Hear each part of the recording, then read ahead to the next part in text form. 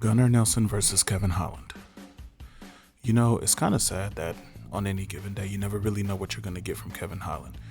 But this is one of those fights that he just has to take 100% seriously. He's been losing too many fights lately.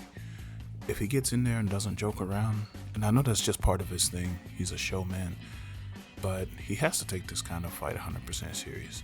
He just has to go in there and fight and have fun, beat himself later on in the night after the fight. Get the W first. So in the fight, Kevin looks like he's actually taking this very seriously. He's doing a good job, especially in the grappling techniques, trapping the arm, setting up triangles. Gunnar, on the other hand, is showing his strength, engaging, and is not afraid to make mistakes. He's kind of putting himself in danger, and he's not taking any damage. At least, that's how the fight started. Gunnar gets dropped at the end of the first round with 11 seconds to go, and I honestly thought the fight was over. It looked dangerous, and I can't believe he was saved by the clock. Kevin is just so long in the reach, and it makes a big difference in a fight like this. It really stands out when he's inside the clinch. Kevin starts throwing those knees. Gunnar finally gets Kevin on the ground in the third round and gets in the full mount. He took him down multiple times in the fight, but we all know full mount is definitely different. But Kevin always finds a way to get out of it. Whenever they're in the clinch, once again, Kevin is throwing those knees. Kevin should just keep doing this the entire fight, Every time he gets in the clinch, he damages Gunnar Nelson. Every time.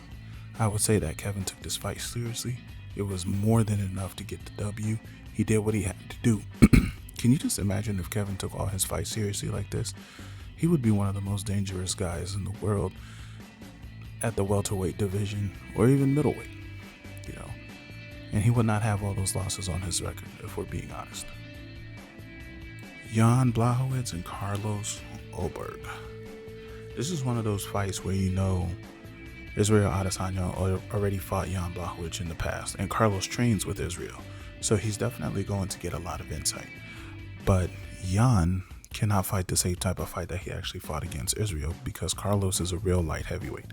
He cannot just depend on his weight to keep Carlos on the ground.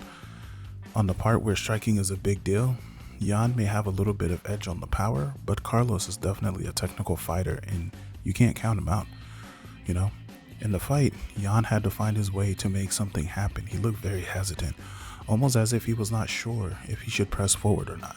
Carlos was keeping his distance, which is exactly what he needed to do, but he's taking a lot of leg kicks, and those can pay dividends later on for Jan. Somehow, those leg kicks actually did not make a big difference. I'm pretty sure Carlos was hurt because there were welts on that leg. This was definitely a hard fight to judge in the beginning. They're just both defensive, but Carlos was definitely the busier guy and landing the more damaging punches and things of that nature, but those leg kicks, like I said, had to count for something. And exactly the way that I thought this fight would go is exactly what happened. Jan is older now. He's 42. He doesn't want to tire himself out, so he can't gas himself out. Carlos is going to be technical, use the movement, get away. Remember, he trains with Israel. He can train that movement all day. He has the cardio for it. Those guys trained for it.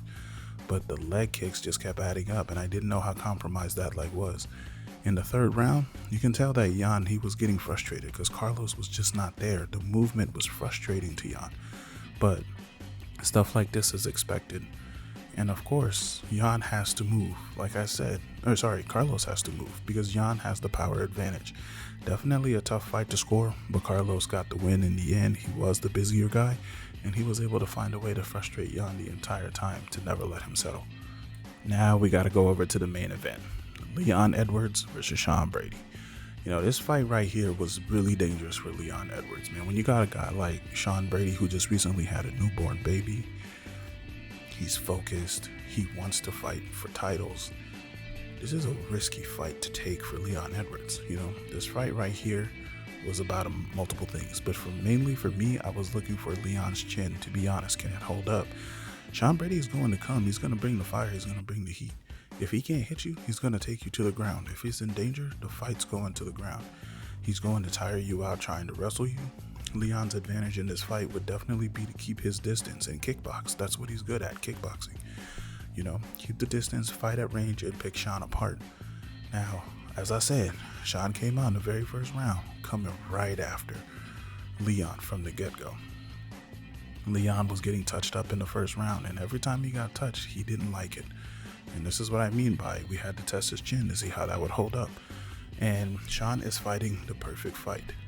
As I said, he's going to take this fight to the ground, which is exactly what he does in the second round. And Leon's getting touched up. He's being way too hesitant on the feet because he's scared of being taken down.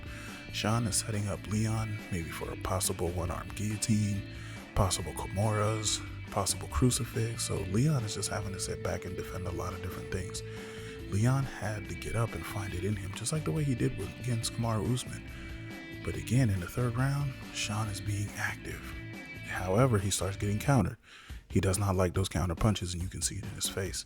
So what does he do? Take Leon right back to the ground, dominates him, sets him up with that one-arm guillotine, and it was the end of the night. If we're being honest, Sean was very reminiscent of Khabib Nurmagomedov in this fight. We all have to be honest. If history has told us anything, is that you can never count Rocky out. But Leon just looked like he did not want to get hit when he was touched. You know, he was scrambling a lot more. He just wasn't as active as Sean. And Sean was just able to touch him. And then you have to take him back to the ground. Leon could not defend himself down there in the end because, of course, he's getting tired. And the guillotine was just set up perfectly. You know, he was using his hand under his hip to hide that hand. You know, and then after the squeeze, it pulls the second hand underneath. Pure domination. It was over very quick.